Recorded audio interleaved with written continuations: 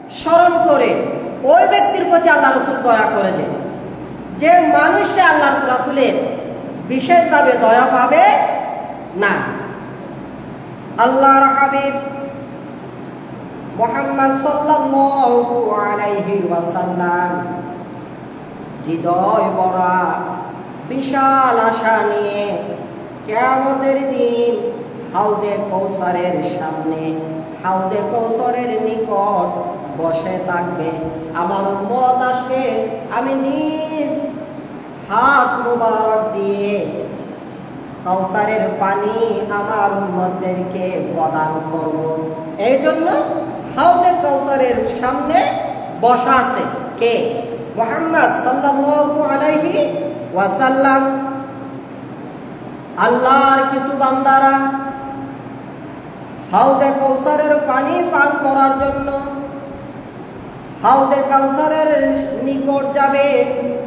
আল্লাহর হাবিব তাদেরকে পানি দেওয়ার জন্য হাত উঠাবে।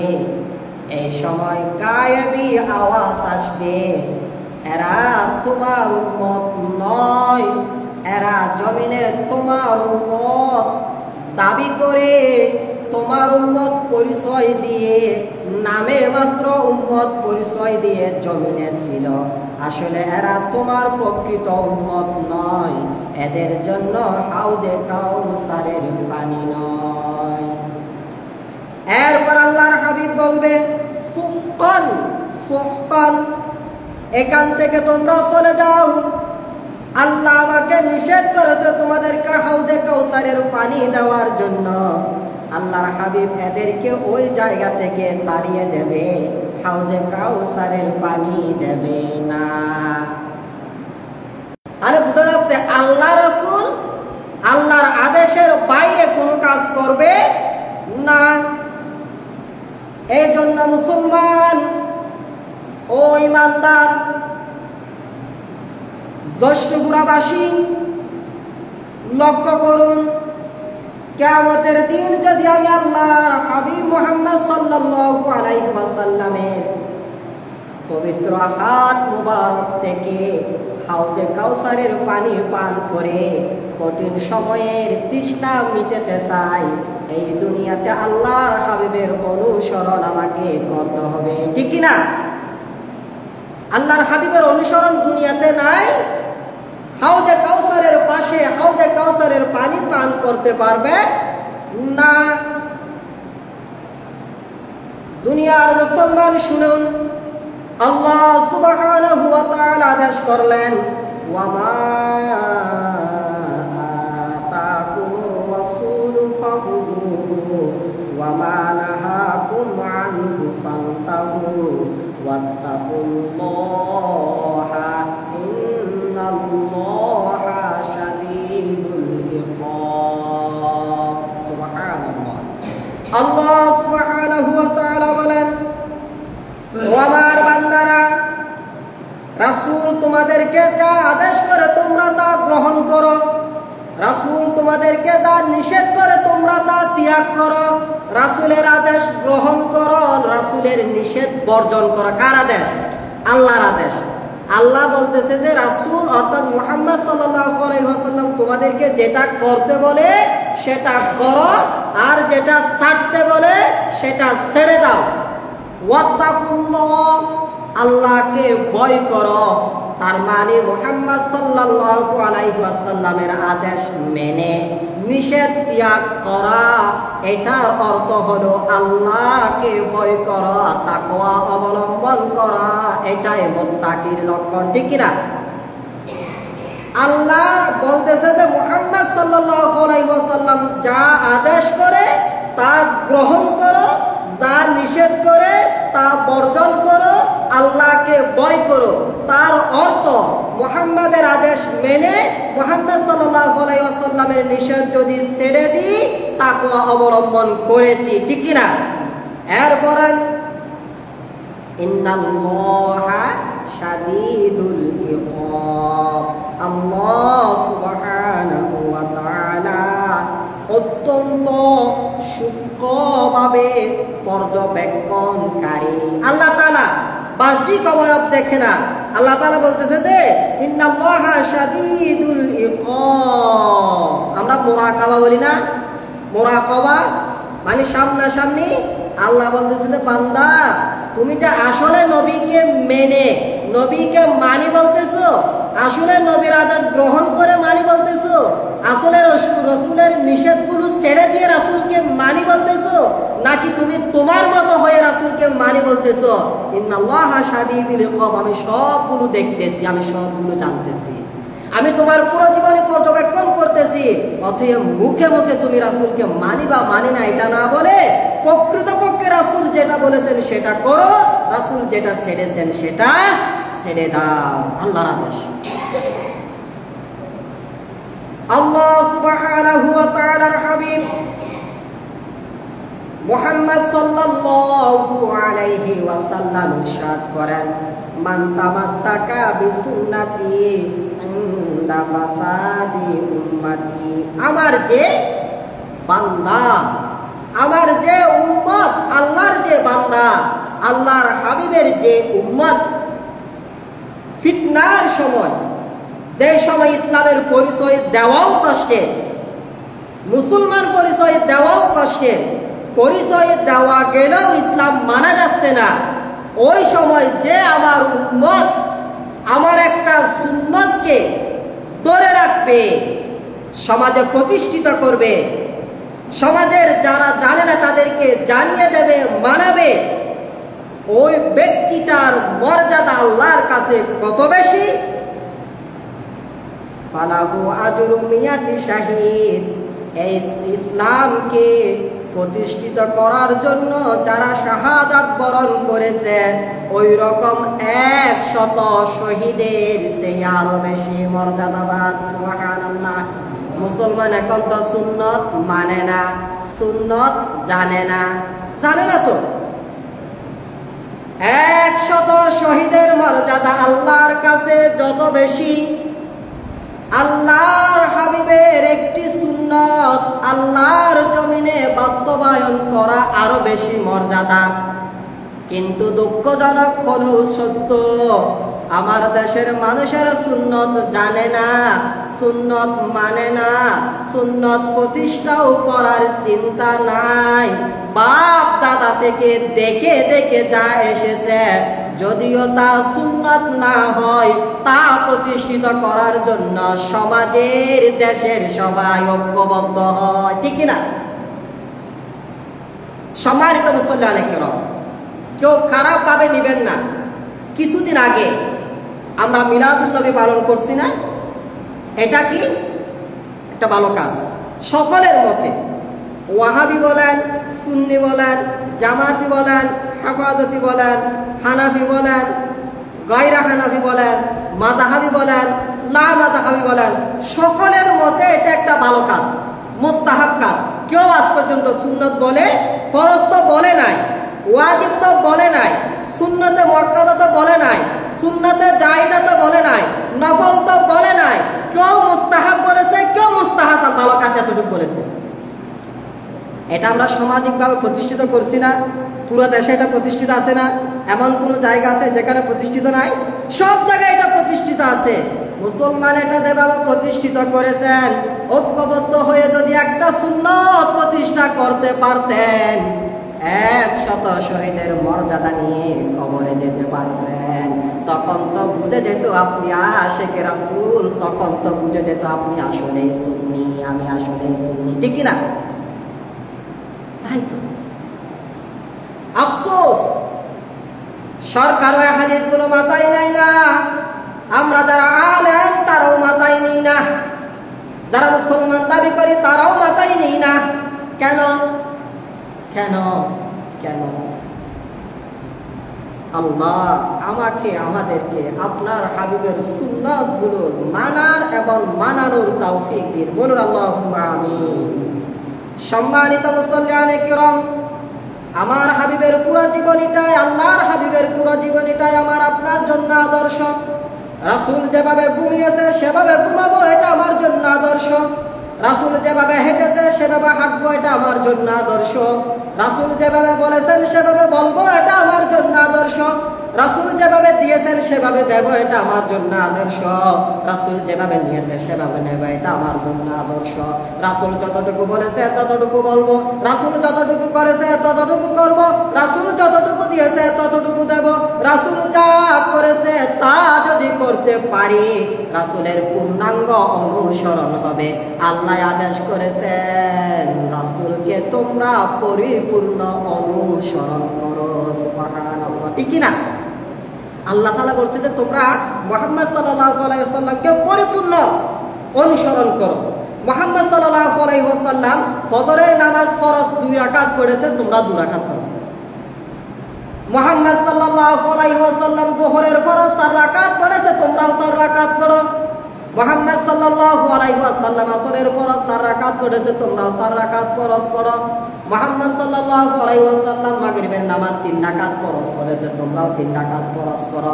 মুহাম্মদ সাল্লাল্লাহু আলাইহি ওয়াসাল্লাম এশারের 4 রাকাত ফরজ পড়েছে, তোমরাও পড়ো।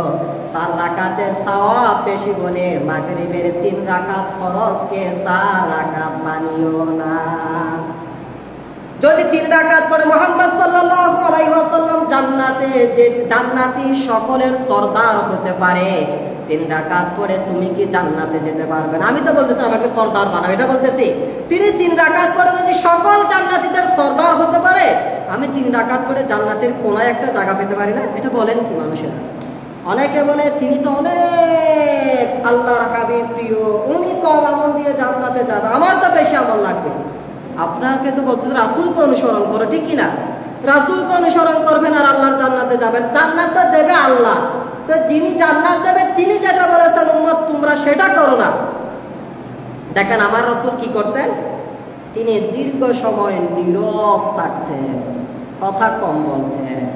জেনে না জেনে, বুঝে না বুঝে, যেখানে সেখানে কথা বলা, এটা আমার আল্লাহর হাবিবের আদর্শ নয়। ইসলাম সম্পর্কে কিছু জানে না, কিন্তু আলেম ওলামা সম্পর্কে মন্তব্য করে। আছে না না এরকম গণ্ডমুক্তবাল?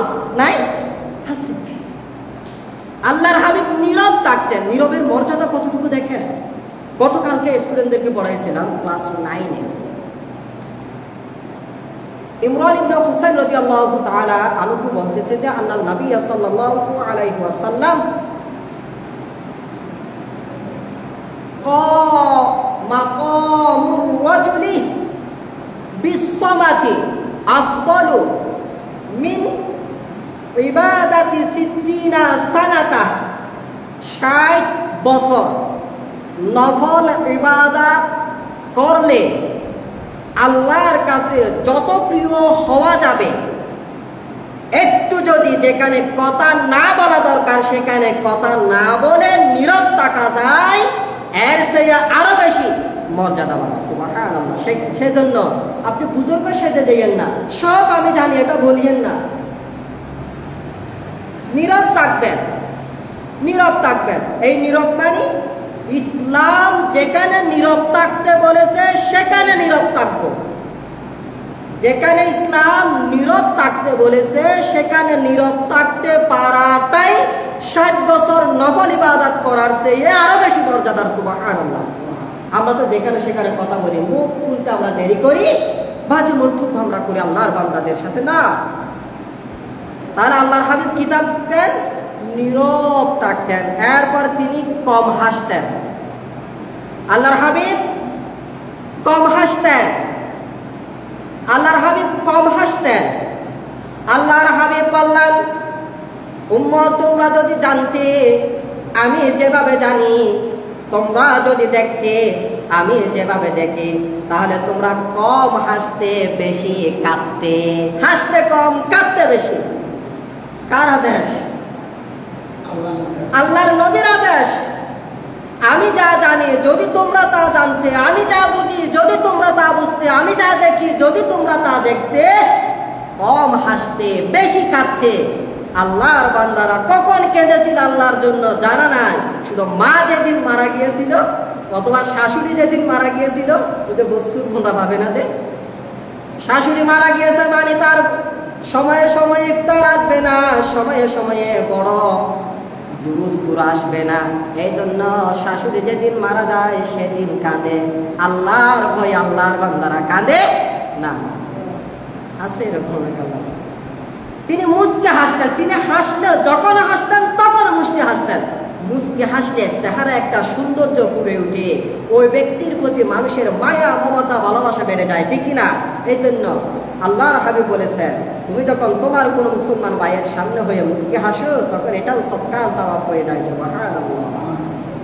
তাবাসসুমুকা বিওয়াজহি আখিকা, তুমি যখন তোমার ভাইয়ের সামনে মুচকি হাসো, ইয়া সাদাকা, এটা তোমার জন্য সদকার সওয়াব হয়ে যায়। সুবহানাল্লাহ। আল্লাহর হাবিব তাহাজ্জুদের সালাত কখনো ত্যাগ করতেন না, আর আমরা রাসূলের আশিকেরা তাহাজ্জুদের সালাত কখনো পড়ি না, ঠিক না? রাসূল কখনো ত্যাগ করতেন না, আমরা কখনো পড়ি না। এগুলো কেমনে হয় বুঝে আসে না। তিনি নিজের জন্য কখনো প্রতিশোধ গ্রহণ করতেন? রাসূল নিজেকে মেরেছে, কখনো প্রতিশোধ নেই? নেই। রক্ত দিয়েছে, দান মোবারক দিয়েছে, বেহুশ হয়েছে, প্রতিশোধ নিয়েছে। এখন আমরা কি করি? থুই আর বাপুরে লজ্জিত করে, বুঝছে? কিনে ধৈর্য 12টা বাজাইও আসো না নেই, আবার মুসলমান, আবার রাসূলের উম্মত, আবার বড় আশেক। আস্তাগফিরুল্লাহ। আল্লাহর হাবিব শুধু রেখে যেতেন ইসলামের ব্যাপারে। আল্লাহকে কেউ কিছু বলেছেন তখন তিনি আগুনের মতো লাল হয়ে যেতেন, গরম হয়ে যেতেন। ইসলামকে কেউ গালি দিয়েছে, কোরআনকে কেউ গালি দিয়েছে, আল্লাহকে কেউ গালি দিয়েছে, আল্লাহ বিরোধী বলেছে, ইসলাম বিরোধী বলেছে, আল্লাহর হাবিব তখন মাফ করতেন না, তখন তিনি বুঝাতেন। বুঝে ইসলাম গ্রহণ করলে ভালো, বুঝে না আসলে শাস্তি, না বুঝে না নিলে ইসলামের বিরুদ্ধে কথা বলার কারণে শাস্তি প্রয়োগ করতেন। নিজের ব্যক্তিগত কারণে কখনো তিনি কারো প্রতিশোধ নেই নাই। হাদিসের কিতাবে এরকম কোন হাদিস নাই তিনি কখনো কারো প্রতিশোধ নিয়েছেন। তা আপনি আমি রাসূলের উম্মত, আমরা তো প্রতিশোধ দেওয়ার জন্য বেপরোয়া হয়ে যাই, ঠিক কিনা? ইসলামকে 12টা বাজিয়ে ফেলে আমাদের হৃদয়ে কোনো রাগবাগ নাই, হিংসা নাই, বিদ্বেষ নাই, কোনো কিছু নাই। আর ব্যক্তিগত কারণে আমরা রেগে যাই। বছরের পর বছর আমরা ভাইয়ের সাথে কথা বন্ধ করে দিই, বছরের পর বছর আমরা প্রতিবেশীর সাথে কথা বন্ধ করে দিই, বছরের পর বছর আমরা আপনজনের সাথে কথা বন্ধ করে দিই, ঠিক কিনা? ব্যক্তিগত কারণে। কিসের কারণে? ব্যক্তিগত কারণে। উনিও যতদিন বেঁচেছে বেশি খেয়ে, আপনিও তো ততদিন বেঁচে আছেন কম খেয়ে, তাহলে ব্যক্তিগত হিংসা কি দরকার? উনি তো বেশি খেয়ে, আপনার সেই হায়াত বেশি পাচ্ছে না, আপনি তো কম পেয়ে কম হায়াত পান নাই। উনি যতদিন বেঁচে আছে আপনিও তো বেঁচে আছেন, দুনিয়াতে আছেন। সূর্য টিকে আপনাকে আলো দিচ্ছে, চন্দ্র টিকে আপনাকে আলো দিচ্ছে, রাত আপনার জন্য আসতেছে, দিন আপনার জন্য আসতেছে, সব আল্লাহর নিয়ামত আপনি তো ভোগ করতে পারতেছেন। হয়তো বাজার থেকে বড় মাছটা খেতে পারতেছেন না দেরি, হয়তো খুব তুষারওয়ালা বেড়া হয়তো ঘুমাতে পারতেছেন না, হয়তো বিল্ডিং এ ঘুমাতে পারতেছেন না, এতটুকুই তো। কিন্তু সূর্যের আলো আল্লাহর নিয়ামত গুলো তো ঠিকই পাচ্ছেন, ঠিক কিনা? এত হিংসা প্রতিহিংসা কি দরকার? আল্লাহর জন্য ভালোবাসবেন, আল্লাহর জন্য কিনা করবেন। ব্যক্তিগত কোনো কারণে কারো প্রতি কোনো রাগ বাগ রাখবেন না, কারণ আল্লাহ রাসূল রাখতেন না। তো রাখবেন না কেন? আল্লাহ রাসূলকে মানতে গিয়ে রাখবেন না যে আমার মসজিদের হুজুর বলেছে এই জন্য না। আমি আল্লাহ রাসূলকে মানি, আল্লাহ রাসূল ব্যক্তিগত কোনো রাগ রাখতেন না, আমিও রাখবো না। আল্লাহর হাবিবের দুশমন কম ছিল? আপনার কি দুশমনী আছে আপনার সাথে? আপনাকে এখনো ঘর থেকে বের করে দিয়েছে? আল্লাহর হাবিবকে শুধু ঘর থেকে বের করে দিয়েছে না, গোটা থানা থেকে বের করে দিয়েছে, ঠিক কিনা? দেয় নাই? আপনি কয়বার বেহুশ হয়েছেন? আল্লাহর হাবিব তো কতবার বেহুশ হয়েছে, হয় নাই? আপনি কয়বার রক্ত দিয়েছেন? আল্লাহর হাবিব তো বহুবার রক্ত দিয়েছে। আপনি ঘর ছেড়ে রক্ত দিয়ে কয়বার বেহুশ অবস্থায় পাহাড়ের চৌড়ায় উঠেছেন? কয়বার উঠেছেন? আল্লাহর হাবিব কতবার উঠেছেন? তিনি যদি মাফ করতে পারবে, আর আপনি আশেক আমি আশেক, আমি মাফ করতে পারি না? আল্লাহর হাবিব তিনি যুদ্ধক্ষেত্রে ছাড়া কাউকে কখনো আঘাত করেননি, কখনো তিনি কারো উপর আঘাত করেননি। যুদ্ধের ময়দানে আঘাত করেছেন, কারণ যুদ্ধের ময়দানে যারা এসেছে তারা সরাসরি ইসলাম বিদ্বেষী, ঠিক কিনা? ইসলামের বিষয়ে তিনি অস্ত্র হাতে নিয়েছেন। ব্যক্তিগত কোনো কারণে কখনো কাউকে একটু গালিও দেয় নাই। তিনি বিপদে পড়লে তাৎক্ষণিক সলাতে দাঁড়িয়ে যেতেন। আমরা বিপদে করলে মান্নত করি, ও মাতার 200 টিয়া দিও তো, এবং মসজিদে 500 টিয়া দিও, হয় না? হয়। আল্লাহর হাবিব বিপদে পড়তেন, তা যেহেতু বিপদে পড়লে নামাজে দাঁড়াতেন, এটা বলতেছে তার মানে বিপদ শুধু আপনার জন্য নয়, রাহমাতাল লিল আলামিনের জন্য বিপদ ছিল। তিনি বিপদে পড়লে নামাজে দাঁড়াতেন, আমি বিপদে পড়লে মান্নত করি। আছে না নাই? এরকম আল্লাহর হাবিবের ইতিহাস আমরা পাই না। কোথাও কি মান্নত করেছে পাই না। এখন ভবিষ্যতে যেন পেতে পারি, দোয়া করবেন। তিনি সবাইকে আগে সালাম দিতেন। আল্লাহ হাবিবের আগে কেউ সালাম দিতে পারতেন না। আমরা অনেক সময় বড় দাবি করি, মুরব্বী দাবি করি। আচ্ছা বলেন তো, সৃষ্টি জগতের মধ্যে আল্লাহর হাবিবের চেয়ে বড় সম্মানের কেউ আছে? তো তিনি যদি আগে সালাম দিতে পারেন, এত সম্মানের অধিকারী হয়ে, আপনি আর আমি কি সম্মানের অধিকারী হয়েছিল? আমি কেন সালাম দিতে পারি না? আমি কেন মুরব্বী সেজে যাই? আমি কেন হুজুর সেজে যাই? আমি কেন স্যার সেজে যাই? আমি কেন বড় ভাই সেজে যাই? আমি কেন মা সেজে যাই? আমি কেন বাবা সেজে যাই? আমি কেন দাদা সেজে যাই? আমি কেন সমাজের নেতার মাতব্বর সেজে যাই? সকল নেতাদের যিনি নেতা, তিনি যদি সালাম দিতে পারেন, আমি কেন পারি না? ঠিক কিনা? এই জন্য সালাম আগে দিবেন, এটা রাসূলের সুন্নাহ। আল্লাহর হাবিব শিশুদের স্নেহ করতেন। আমরা মসজিদে শিশুরা আসলে দমক দিয়ে পাঠিয়ে দিই, ঠিক কিনা? আল্লাহর হাবিব নামাজে সিজদায় গিয়েছে, ইমামতিতে গিয়েছে। যে কোথায়? ইমামতিতে। একাকী নামাজ পড়তেছে না, ইমামতিতে গিয়েছে। জোহরের সালাত নাকি আসরের সালাতে। এই সময়ে হযরত হাসান রাদিয়াল্লাহু তাআলা আনহু, হোসেন রাদিয়াল্লাহু তাআলা আনহু পিঠে গিয়ে বসে আছে। ঘন্টার সময় হয়ে গিয়েছে, আল্লাহর হাবিব সিজদা থেকে মাথা তুলতেছে না। 1 ঘন্টা পর যখন মাথা তুলেছে, সাহাবারা বলতেছে সিজদার ব্যাপারে নতুন কি কোনো আদেশ এসেছে? এর আগে তো এত দীর্ঘ কখনো দেখি না সিজদা দিতে, এত দীর্ঘ সিজদা কেন? আল্লাহর হাবিব বলেছে শিশু আমার কাঁধে ছিল তো। আল্লাহ বলতেছে শিশু যতক্ষণ নামবে না ততক্ষণ তুমি মাথা উঠাবা না। আল্লাহর হাবিবের সিজদায় যদি শিশু থেকে ঘন্টা পর্যন্ত আল্লাহর হাবিবকে সিজদায় রেখে দেয়, আর আল্লাহ দমক না দিয়েও শিশুকে স্নেহ করতে গিয়ে মাথা না উঠাতে বলে, আর মসজিদে শিশু দেখলে দমক দিয়ে বের করে দেন, কোন রাসূলের আশেক হয়ে বুঝা আসে না। ইসলাম নজানি তো আর এত তো আর মতো করে আছে, অত বেগিন চলের, কিন্তু শান্তি নেই।